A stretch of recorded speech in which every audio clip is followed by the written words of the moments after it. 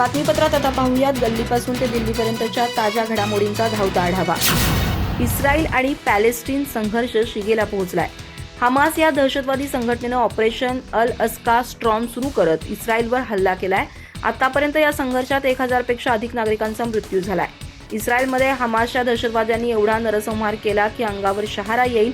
या हल्ल्यापुढे बलाढ्य इस्रायलच्या सर्व यंत्रणा देखील फोल ठरल्या आहेत। गाझा पट्टीजवळ सुरू असलेल्या एका संगीत महोत्सवात हमासच्या दहशतवाद्यांनी अंधाधुंद गोळीबार केला। या ठिकाणी मृतदेहांचा अक्षरशः सडा पडला होता। तब्बल 260 मृतदेह या ठिकाणी सापडले आहेत। हा आकडा आणखी वाढू शकतो असं इस्रायलच्या लष्करी अधिकाऱ्यांनी म्हटलंय। गाझा पट्टीजवळ एका ठिकाणी इस्रायलच्या नागरिकांनी संगीत महोत्सवाचं आयोजन केलं होतं। सुट्टीचा दिवस असल्यानं मोठ्या संख्येनं लोक या संगीत महोत्सवात सहभागी होण्यासाठी आले होते। हमासच्या दहशतवाद्यांनी किबुट्स रिम जवळील नेचर पार्टीमध्ये सुरू असलेल्या या संगीत महोत्सवात घुसत अंधाधुंद गोळीबार केला। शनिवारी सकाळी एका बाजूला हमास इस्रायलवर आकाशात रॉकेटचा हल्ले करत होता, तर दुसरीकडे हमासचे दहशतवादी गोळीबार करत होते। या संगीत महोत्सवादरम्यान झालेल्या गोळीबाराचा व्हिडिओ व्हायरल झालाय। जीव वाचवण्यासाठी नागरिक सैरावैरा पळत असून त्यांना लक्ष्य करून त्यांच्यावर गोळीबार करण्यात आला। यानंतर दहशतवादी फरार झाले। कर्जत जामखेडचे राष्ट्रवादी काँग्रेसचे आमदार रोहित पवार हे युवकांच्या प्रश्नांना घेऊन आक्रमक झालेत। या युवकांच्यासाठी ते आता युवा संघर्ष यात्रा काढणार आहेत। आज पत्रकार परिषद घेत त्यांनी त्याची माहिती दिली। युवा संघर्ष यात्रेला आम्ही सुरुवात करत आहोत। शरद पवार साहेबांसोबत चर्चा झाल्यानंतर याबाबत निर्णय घेतलाय। युवांचा आवाज आणि युवकांचे प्रश्न मांडण्यासाठी ताकद दिली आहे। या यात्रेची ऑफिशियल वेबसाईट आज लॉन्च करण्यात येणार आहे असंही त्यांनी सांगितलं। याबाबत पुढे बोलताना ते म्हणाले, मला सुद्धा अनेक वर्ष संघर्ष करावा लागलाय। युवकांचे प्रश्न हे प्रखर पद्धतीने राज्य सरकार मांडत नाही। राज्यात आणि केंद्रात मोठी बेरोजगारी आहे। देशात आणि राज्यात 30% जास्त बेरोजगारी आहे। अनेक तरुणांच्या हाताला काम नाहीये। आज आपल्या राज्यात 1.5 लाखापेक्षा जास्त इंजिनियर्स पास होत आहेत, पण अनेकांना काम मिळत नाही असं म्हणत रोहित पवार यांनी सरकारवर रोष व्यक्त केला। मराठा आरक्षणाच्या मुद्द्यावरून मराठा आंदोलक मनोज जरांगे पाटील आणि मंत्री छगन भुजबळ यांच्यामध्ये आरोप प्रत्यारोप सुरू आहेत। आज भुजबळांचा बालेकिल्ला असलेल्या येवल्यामध्ये मनोज जरांगे यांची सभा होणार आहे। या सर्व पार्श्वभूमीवर या सभेकडे राज्याचं लक्ष लागलंय।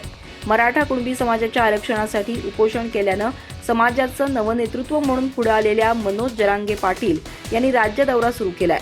आंदोलन सुरू असतानाच ओबीसी संघटना आणि समता परिषदेनं मराठा समाजाला ओबीसींच्या आरक्षणात वाटा देऊ नये अशी मागणी करत आंदोलन केलं। यामुळे भुजबळ आणि जरांगे यांच्यात ठिणगी पडली आहे। जरांगे यांच्या सभेसाठी पक्षभेद विसरून नेते आणि कार्यकर्ते एकवटले आहेत। त्यातच आज मनोज जरांगे पाटील यांची आज नाशिकच्या येवल्यात जाहीर सभा होणार आहे।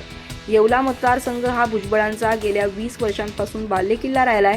या बालेकिल्ल्यात जरांगे पाटील यांच्याकडून विविध सभेत मंत्री छगन भुजबळांना टार्गेट करण्याचा प्रयत्न केला जात असल्यानं खबरदारी म्हणून येवल्यातील भुजबळ यांच्या संपर्क कार्यालयाबाहेर पोलिसांचा बंदोबस्त लावण्यात आलाय। भाजप ओबीसी मोर्चाच्या वतीनं राज्यात ओबीसी जागर यात्रा सुरू आहे। आज ही यात्रा अमरावती इथं पोहोचणार आहे। या निमित्तानं अमरावती शहर परिसरात मोठ्या प्रमाणात बॅनर लावण्यात आलेत। काँग्रेसच्या नेत्या माजी मंत्री यशोमती ठाकूर यांनी या यात्रेवरून भाजपला टोला लगावलाय। इलेक्शन आलं की भाजपला असे धंदे सुचतात अशा शब्दात त्यांनी भाजपला खडे बोल सुनावलेत। याबाबत पुढे बोलताना त्या म्हणाल्या, ओबीसीची जनगणना झाली पाहिजे ही रास्त मागणी आहे। राहुल गांधींनीही संसदेत ही मागणी केली आहे। बिहार सरकारनं ओबीसींची जनगणना केली आहे। अशीच जनगणना महाराष्ट्रानं केली पाहिजे। पण निवडणुका आल्या की भाजपला असे धंदे सुचतात। भाजप 2 समाजात भांडण लावण्याचं काम करतंय। आरक्षणासाठी धनगर, मुस्लिम, मराठा समाजाला आंदोलन करायला लावतात। या सर्व गोंधळात राज्यातील मूळ प्रश्न मागे राहतात। भाजपलाही हेच पाहिजे। भाजपचे सर्व विस्कळीत झाले, त्यांना फक्त सत्ताकरण पाहिजे असा हल्ला बोल यशोमती ठाकूर यांनी चढवलाय। दरम्यान भाजपची ओबीसी यात्रा ही महाराष्ट्रात सुमारे 2000 किलोमीटरचा प्रवास करणार आहे। सुमारे 44 विधानसभा आणि 9 लोकसभा मतदारसंघातून जाणार आहे। यात्रेचं नेतृत्व ओबीसी मोर्चाचे महाराष्ट्र प्रदेशचे प्रभारी आमदार डॉक्टर आशिष देशमुख आणि ओबीसी मोर्चा प्रदेशाध्यक्ष संजय गाते करणार आहेत। राष्ट्रवादीच्या आमदारांना घेऊ नये हे आमचं आणि भाजपच्या आमदारांचं मत झालं, पण पुढच्या राजकारणासाठी टाकलेल्या डावातून हे सर्व घडलंय। हे आम्ही समजून घेतलंय। अजून 14 मंत्रिपद आहेत। यासाठी देवीला साकडं घातलंय असं प्रतिपादन शिंदे गटाचे आमदार भरत गोगावले यांनी केलं। राज्य सरकारच्या मंत्रिमंडळ विस्ताराच्या हालचाली सुरू झाल्या आहेत। या मंत्रिमंडळ विस्तारासाठी शिंदे गटातील अनेक आमदारांची नावं चर्चेत आहेत। या पार्श्वभूमीवर शिंदे गटातील नेते भरत गोगावले यांनी प्रतिक्रिया दिली आहे। भरत गोगावले म्हणाले, शिवरायांच्या विचारानं चालणारा मी कार्यकर्ता आहे। लाख मेले तरी चालतील, पण लाखांचा पोशिंदा वाचला पाहिजे। त्याप्रमाणे आम्हाला जाणीव झाली की एकनाथ शिंदे अडचणीत आले तर आमच्या आमदारकीचा उपयोग काय। अशा काही घटना घडतात की त्या अजरामर होतात. राजकारणात आमची नोंद होऊ शकते. राष्ट्रवादीच्या 9 आमदारांना मंत्रिपद मिळाल्यानं अन्याय झाला. सरकारमध्ये राष्ट्रवादीला घेण्याची गरज नव्हती असा सवाल विचारला. यावर ते म्हणाले, राष्ट्रवादीच्या आमदारांना घेऊ नये हे आमचं आणि भाजपच्या आमदारांचं मत झालं, पण पुढच्या राजकारणासाठी टाकलेल्या डावातून हे सर्व घडलंय हे आम्ही समजून घेतलंय. अजून 14 मंत्रिपद आहेत, यासाठी देवीला साकडं घातलंय असंही भरत गोगावले म्हणाले. शिवसेनेच्या शिंदे गटाचे प्रवक्ते आणि आमदार संजय शिरसाट यांनी अलीकडेच उपमुख्यमंत्री देवेंद्र फडणवीस यांच्याबद्दल एक वक्तव्य केलं होतं. शिरसाटांच्या मते देवेंद्र फडणवीसांची क्षमता मोठी असून त्यांनी केंद्रात नेतृत्व करावं. शिरसाटांच्या या वक्तव्यावरून शिवसेनेच्या ठाकरे गटानं देवेंद्र फडणवीस यांना टोला लगावलाय. ठाकरे गटाचं मुखपत्र असलेल्या सामनाच्या अग्रलेखातून ठाकरे गटानं देवेंद्र फडणवीस आणि शिंदे गटावर निशाणा साधलाय. फडणवीसांची कॅपॅसिटी आणि ती कॅपॅसिटी फक्त दिल्लीतच उपयुक्त असल्याचं शिंदे गटानं ठरवलंय खरं, पण या कॅपॅसिटीचा शोध मोदी शहांना का लागू नये असं ठाकरे गटानं म्हटलंय. कॅपॅसिटी असताना फडणवीसांना मुख्यमंत्री पदावरून खाली आणलं आणि कॅपॅसिटी नसलेल्यांच्या हाताखाली हरकाम्या करून लायकी काढली हे बरं नाही. फडणवीसांची गरज दिल्लीत आहे असं शिंदे गट म्हणतोय. मणिपूरपासून काश्मीरपर्यंत बरेच प्रश्न आहेत.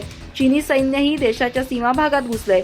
हे सर्व प्रश्न सोडवण्याची फडणवीसांची कॅपॅसिटी आहे. मोदी शहा पूर्ण अपयशी ठरलेत. फक्त फडणवीसांना दिल्लीत पाठवण्याची कॅपॅसिटी शिंदे मिंदे गटात आहे काय असा सवाल ठाकरे गटानं उपस्थित केलाय. दरम्यान देवेंद्र फडणवीस यांनी महाराष्ट्रात राहू नये, त्यांनी केंद्रात जावं अशा सूचना सरकारातील शिंदे गटानं केल्या आहेत. शिंदे मुख्यमंत्री राहावेत असं या गटाचं म्हणणं आहे. दुसऱ्या बाजूला चंद्रशेखर बावनकुळे यांनी जाहीर केलंय की फडणवीस यांनी मुख्यमंत्री व्हावं अशी भाजपा कार्यकर्त्यांची इच्छा आहे. शिंदे गटाचे शिरसाट यांनी फडणवीसांवर केंद्रीय नेतृत्वाची धुरा परस्पर सोपवल्यानं फडणवीसांचं अंग वाढलं आणि त्यांच्या जॅकेटाची शिलाई ढिली पडली असा हल्लाबोल सामनातून करण्यात आलाय. राज्यात एकीकडे शिवसेनेच्या दोन्ही गटांच्या आमदारांसंदर्भात अपात्रता याचिकांवर विधानसभा अध्यक्षांसमोर सुनावणी चालू असताना दुसरीकडे राष्ट्रवादी काँग्रेसचेही दोन्ही गट एकमेकांसमोर उभे आहेत. विधानसभा अध्यक्षांकडून वेळकाढूपणा केला जात असल्याची टीका शरद पवार गटाकडून केली जाते. या संदर्भात आता सर्वोच्च न्यायालयात राष्ट्रवादी काँग्रेसकडून याचिका दाखल करण्यात आली होती. त्यावर आज होणारी सुनावणी पुढे ढकलण्यात आली आहे. दरम्यान आता शिवसेना 16 आमदार अपात्रता प्रकरणाची आणि राष्ट्रवादीची एकत्र सुनावणी शुक्रवारी पार पडेल अशी माहिती समोर आली आहे. राष्ट्रवादी आणि शिवसेना उद्धव ठाकरे गटाच्या याचिकेवर येत्या शुक्रवारी सुनावणी होणार आहे. राष्ट्रवादीचे प्रदेशाध्यक्ष जयंत पाटील यांनी अजित पवार गटाच्या आमदारांच्या विरोधात अपात्रतेची याचिका सर्वोच्च न्यायालयात दाखल केली होती. या याचिकेवर सुनावणी पार पडली. जयंत पाटलांच्या याचिकेवर शुक्रवारी सुनावणी होणार आहे. तसंच ठाकरे गटाच्या याचिकेवरही शुक्रवारी सुनावणी पार पडेल. त्यामुळे आता येत्या शुक्रवारी सर्वोच्च न्यायालयात होणाऱ्या सुनावणीत काय होतं हे पाहणं महत्त्वाचं असेल. सरन्यायाधीश धनंजय चंद्रचूड यांच्या खंडपीठासमोर ही सुनावणी होणार आहे. अधिक माहिती आणि ताज्या घडामोडींसाठी आजच आमचे चॅनल सबस्क्राईब करा.